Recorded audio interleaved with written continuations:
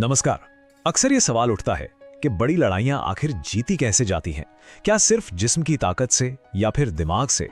आज हम एक ऐसी ऐतिहासिक लड़ाई की बात करेंगे जहां रणनीति ने बाहुबल को बुरी तरह से हराया और ये साबित कर दिया कि साइज से ज्यादा फर्क नहीं पड़ता।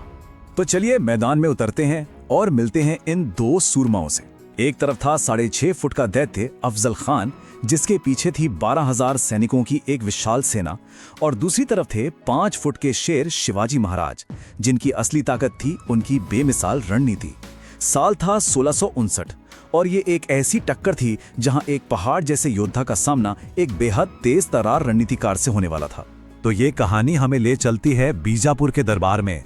वहां का सुल्तान एक मराठा योद्धा शिवाजी राजे भोसले से बहुत नाराज था, क्योंकि उन्होंने उसकी सल्तनत में काफी उथल पुथल मचा रखी थी। और एक दिन भरे दरबार में एक चुनौती गूंजी। सुल्तान ने दहाड़ते हुए पूछा, कौन है जो मुझे उस पहाड़ी चूहे को जिंदा या मुर्दा पकड़ कर लाएगा? और जैसे ही ये सवाल पूछा गया, दरबार में एक ऐसा शख्स खड़ा हुआ जिसे देखकर ही लोगों की सांसें थम जाएं। वो था अफजल खान, इतना ताकतवर कि वो अपने नंगे हाथों से लोहे की छड़ तक मोड़ सकता था। और खान का घमंड तो देखिए, उसने कसम खाई कि वो शिवाजी को जंजीरों में जकड़ कर लाएगा और इसके लिए उसे अपने घोड़े से उतरने की जरूरत भी नहीं पड़ेगी। बस इसी घमंड में चूर वो अपनी 12,000 की फौज और तोपखाने के साथ निकल पड़ा, ये सोचकर कि ये तो बच्चों का खेल है। तो एक तरफ थी ब्रूट फोर्स, आतंकी रणनीति, और दूसरी तरफ था दिमाग का एक ऐसा जाल जिसकी किसी को भनक तक नहीं थी। चलिए देखते हैं कि आतंक के इस अभियान का जवाब बुद्धि से कैसे दिया गया। अब देखिए, अफजल खान जानता था कि पहाड़ों में शिवाजी महाराज को पकड़ना नामुमकिन है। वो गुरिल्ला युद्ध में माहिर थे, तो उसने उन्हें उकसाने के लिए एक बहुत घिनौनी चाल चली। उसने रास्ते में पड़ने वाले पवित्र मंदिरों को तोड़ा और गांव में आग लगा दी। उसका एक ही मकसद था, शिवाजी गुस्से से आग बबूला होकर पहाड़ों से नीचे खुले मैदान में आ जाएं, जहां खान की विशाल सेना उन्हें आसानी से कुचल सके। तो सवाल यह है कि क्या शेर इस जाल में फंस गया? गुस्सा तो शिवाजी महाराज को भी बहुत आया, खून खौल उठा, लेकिन उन्होंने अपने दिमाग को ठंडा रखा। उन्होंने खान के जाल में फंसने के बजाय खुद उसके लिए एक बहुत बड़ा जाल बिछा दिया। और यहीं शिवाजी महाराज ने अपना सबसे बड़ा दांव खेला।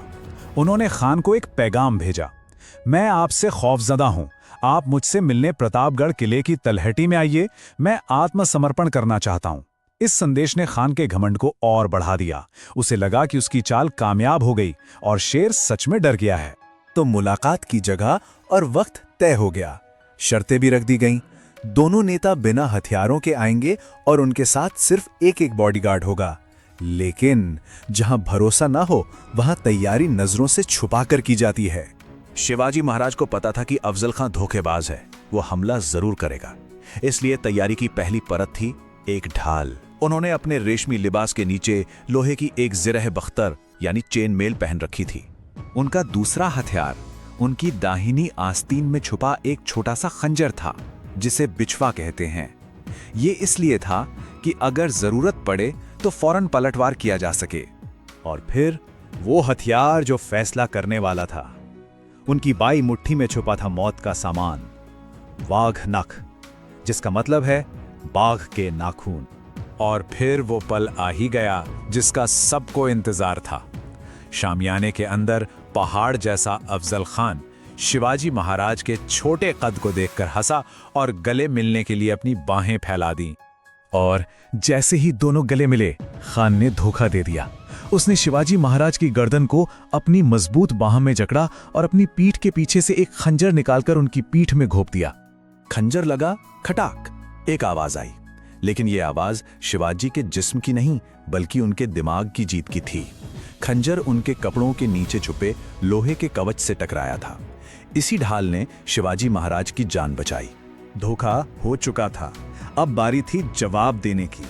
शिवाजी महाराज ने घबराने के बजाय फौरन अपने बाएं हाथ में छुपे वागनख निकाले और पूरी ताकत से अफजल खान के पेट पर हमला कर दिया। एक ही वार में उसकी अंतड़ियां बाहर निकाल दी। खान दर्द से चीखा, दगा दगा, इस चूहे ने मुझे मार डाला। ये उस दैत्य के आखिरी अल्फाज थे और इस लड़ाई का सबसे अहम मोड़। पर रुकिए, कहानी अभी खत्म नहीं हुई है। ये तो एक बहुत बड़ी और शानदार योजना की बस शुरुआत थी। जैसे ही खान जमीन पर गिरा, उसके अंगरक्षक ने शिवाजी पर हमला किया, लेकिन शिवाजी के अंगरक्षक जीवा महाला ने उसे हवा में ही काट डाला। इसके बाद शिवाजी महाराज ने फौरन नगाड़ा बजाने का हुक्म दिया, और ये कोई मामूली नगाड़ा नहीं था, ये एक इशारा था, एक सिग्नल उन मराठा सैनिकों के लिए जो जंगलों में छिपकर इसी पल का इंतजार कर रहे थे। नगाड़े की आवाज सुनते ही प्रतापगढ़ के घने जंगलों से मराठा सैनिक भूखे शेरों की तरह खान की सेना पर टूट पड़े। अपने सेनापति को मरा देख खान की विशाल सेना में भगदड़ मच गई। ये एक गनीमी कावा यानी गुरिल्ला युद्ध का एक शानदार नमूना था, जहां एक छोटी सेना ने एक बहुत बड़ी सेना को तितर बितर कर दिया। तो आखिर में ये लड़ाई तलवारों से नहीं बल्कि दिमाग से जीती गई। प्रतापगढ़ की लड़ाई ने इतिहास को एक ऐसा सबक सिखाया जो आज भी उतना ही सच है। असली ताकत दिमाग में होती है, सिर्फ बाजुओं में नहीं। तो चलिए एक नजर डालते हैं कि हुआ क्या। एक तरफ अफजल खान, उसका रास्ता था ताकत का। दूसरी तरफ शिवाजी महाराज, उनका रास्ता था रणनीति का। खान के पास साइज था, सेना थी और बर्बरता थी, तो महाराज के पास दूर की सोच, जबरदस्त तैयारी और अपने इलाके की पूरी समझ थी। और नतीजा हम सब के सामने है। हर मोड़ पर शिवाजी की बुद्धि ने खान के बाहुबल को मात दी। और ये कहानी हमें एक बहुत जरूरी सवाल पर लाकर खड़ा कर देती है। जरा सोचिए, कितनी बार ऐसा होता है कि किसी की सबसे बड़ी ताकत ही उसकी सबसे बड़ी कमजोरी बन जाती है। अफजल खान का घमंड और अपनी ताकत पर उसका अंधा विश्वास ही उसे ले डूबा।